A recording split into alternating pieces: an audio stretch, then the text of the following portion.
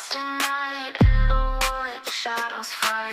Arms take gold, can't take flight. Power's gone, nothing's right. Cauldron cold, no more fire. Potions fail, dreams expire. Spirits whisper, call me liar. In the dark, lost desire. Purchase cry, echo loud. Through the fog, through the shroud. Mystic force, once so proud, now just whispers in the crowd.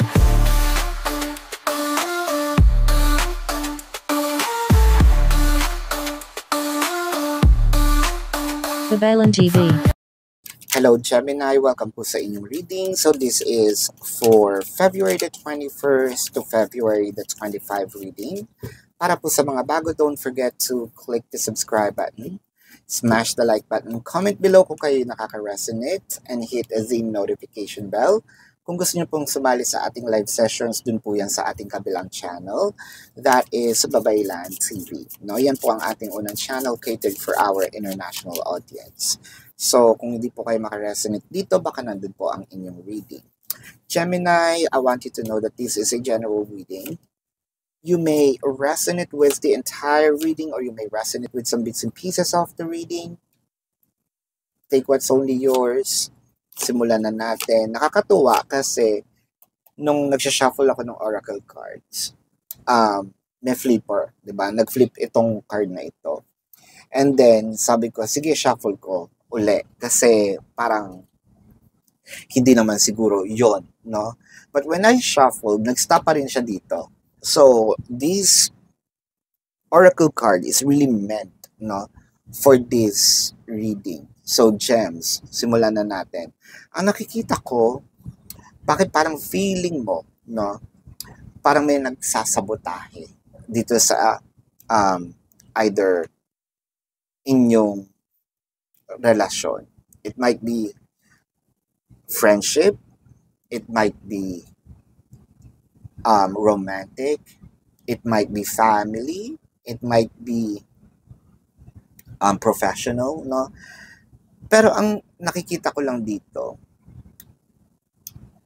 chances are, minsan pinag-iisipan mo na baka spy, no, itong connection ko dito sa taong to. Minsan siguro naiisip mo na baka ito yung nagpapabigat, no? Kung kaklase ito, baka ito yung nagpapabigat sa project, no? Kung buhay, pamilya naman ito, siguro ito yung taong nagsasabi, no? Yung naiisip mo lang naman. Siguro ito yung taong nagsasabi ng mga sekreto, no? Or baka ito yung taong, yun nga, pabigat din, no? Baka pal, ayan, no? Baka nagtatrabaho sa pal, or may bisyo, kasi with the devil card, no? Parang hindi pa magbago. Kung buhay, pag-ibig naman ito, bakit parang feeling mo, pwede kasing dalawa to eh. Okay kayo kung kayong dalawa lang. Pero merong mga taong, you know, gumagawa ng dahilan para ma-hate nyo yung isa't isa or hindi matuloy itong pagsasama. O yung isa naman na scenario is ganun din, na ikaw, parang feeling mo mas okay ka sana mag-isa dahil parang itong nagiging pabigat na ang iyong person, no? If this is buhay trabaho, parang nung una parang feeling mo ay okay sana. Kaso padami na ng padami itong trabaho, hindi naman ako nabibigyan ng promotion, hindi rin naman ako nabibigyan ng what do you call this? Incentives, no? Parang kahit basigabong palakpakan, hindi siguro ako na-recognize, no? The moon card, now you're asking a lot of questions, probably to yourself, no? Dapat ko pa bang ituloy, no? Kasi parang feeling mo, unti-unti na rin, wala tayong question sa nararamdaman. Nandun yung may nararamdaman, ako alam ko may nararamdaman din, pero things are getting a little chaotic now, no? Kasi either dapat ang relasyon na ito is pang pamilya lang, ngayon kasama na kapitbahay, no? Ang relasyon na ito ay dapat pang opisina lang, no? Ngayon kasama na ang pamilya, no? Meron ng parinigan sa Facebook, ayan, yung mga ganyan, no? Dapat ito pang magjowa lang, no? Ngayon kasama na ang pamilya, ang mga kaibigan, no? May mga paksyon. So, parang instead of na ayusin, parang mas gumugulo, no? Itong sitwasyon ngayon. The Five of Swords in here, parang pinagpapatuloy pa rin ilaban, no? Two of Swords, ito yung parang sinasabing, kailangan muna ng pahinga. You might be sitting on a fence na kailangan ko bang gumawa ng isang malaking desisyon na either cool off, no? Mag-vacation leave, magbakasyon, no? Sa probinsya. Nine of Rods. You're starting to think of hindi ko siguro bibitawan ng ganun-ganun na lang, pero I need some space right now. And probably you're looking at mabuhay muna na malayo, no? Maybe for just a day, 2 days, 3 days, 1 week, 2 weeks, it doesn't matter, no? Gusto mo lang muna is peace of mind. Now, with the Devil card and the Knight of Swords, hindi mo inaasahan to kasi parang bigla-bigla na lang nangyari. Sandali, no? Ang pagkakaintindi ko, okay kami kahapon. No? Bakit ang nangyari dito, napunta na lang ako sa isang sitwasyon na parang hindi ko naman namamalayan with the Knight of Swords. Kahapon lang ang saya-saya natin. Bakit ngayon? Parang hindi ko na naiintindihan. Hindi na kita kilala, hindi ko nakilala sa sarili ko. With the Moon card and the Five of Cups. Nakakahinayang lang dahil ang dami pwedeng mangyari, ang daming mga pangarap na nabuo at binubuo, no? Dahil lang ba sa ganitong sitwasyon, magkakaroon tayo ng malaking, gap, issue. Kailangan ba itong mangyari, no? With the Two of Cups and the Nine of Swords. So, are you even questioning yourself na mahal kaya ako ng taong to, no? Totoo kaya yung approach niya sa akin? Totoo kaya yung mga sinasabi niya?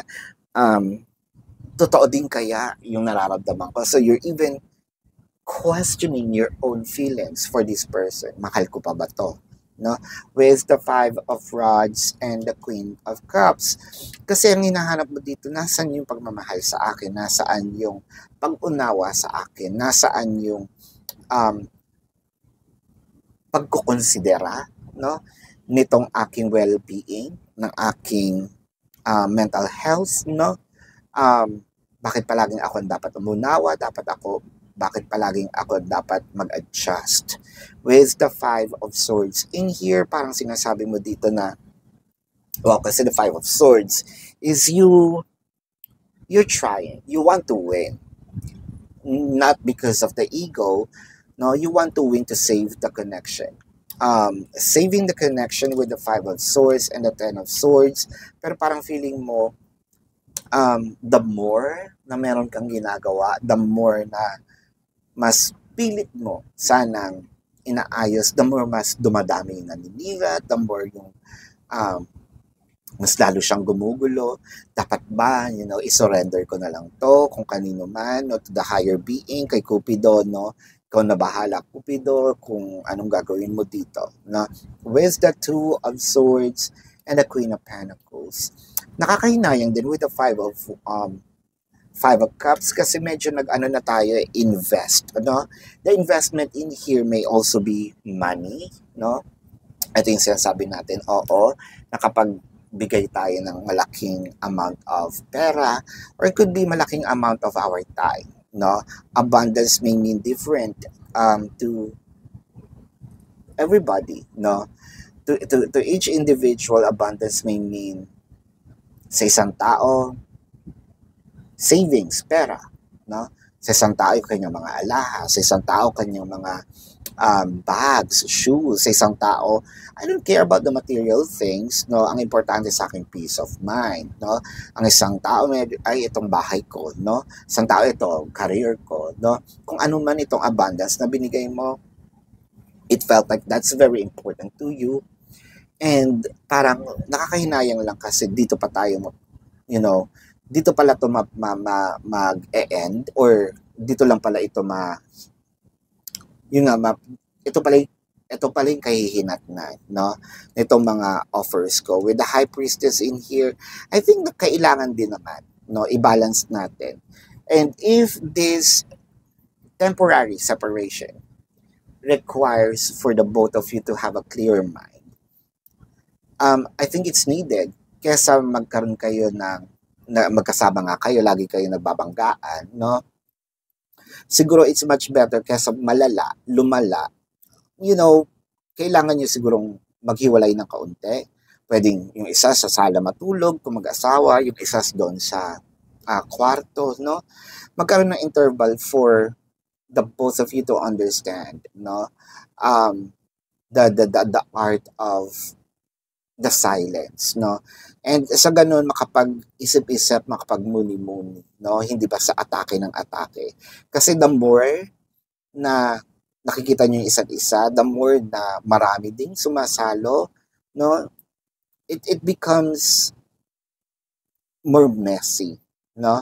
At baka meron tayong masabi, magawa. Kalma.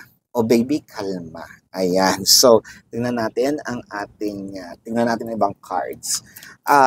Gemini, I want you to know na dun po sa ating kabilang channel, dun po tayo nagla-live. So, pwede kayong magtanong doon. And, kung hindi nyo po maabutan, pwede naman kayong magtanong dito sa ating comment section as long as the question po is answerable by yes or no. Alright? Gemini, kung di kayo masasatisfy sa yes or no na sagot, dumiretso na po kayo doon sa ating website, no? That is Babaylan TV. Yan po ang, ang website po is nandun sa description box. Click nyo po yun, ma-route kayo dun sa website. Nandun po yung question form, name, amount per question, QR code, number for your reference. Take advantage of the 4 questions plus 1. Again, discounted po yun. And if you want to book a private reading, nandun din po siya. Gemini, I want to hold you in my arms. So, for a few numbers of you, nandito na kayo sa hiwalayan. Nandito na rin yung missing, no? Yung yung longing ninyo sa isa't isa.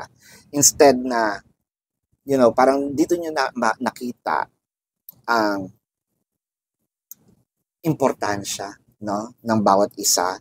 Ngayon, instead na magalit, parang mas gusto kitang makasama. No? Kalimutan na natin yung galit. Gusto kitang makasama. Ang importante dito, magkasama tayo. No? Tingnan natin ang message ng universe sa iyo. Be true to yourself in all ways. Not everyone will get you. They can only understand from their level of perception. That's on them. No matter what people say, don't ever doubt your worth or the beauty you hold within. Stand tall in your power. So, hindi mo namang hindi kailangan mag-explain, lalo na dun sa mga taong hindi naman involved, no? Let them be. Kasi sabi nga dito, no, ang mga taong yan is naiintindihan lang kung ano yung naiintindihan nila. Diba? Or kung ano yung pinaniniwalaan nila. Mahirap baguhin ang isang kultura, ang isang pag-iisip kung naka-fix na ito, no? Might as well instead na ipaglaban mo kung ano yung feeling mong tama, sometimes mas okay din yung hayaan mo na lang ang panahon magsabi na sila yung mali at marirealize nila yung mali kaysa choose your battle, no? Might as well minsan mas okay ang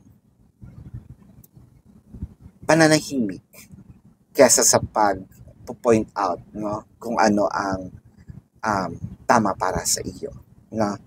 Ayan, let's get the zodiac sign of your person. Let's check pala. Pag kinuha ko yun, di wala na. Ayan. These can be their sun sign or a placement in their chart.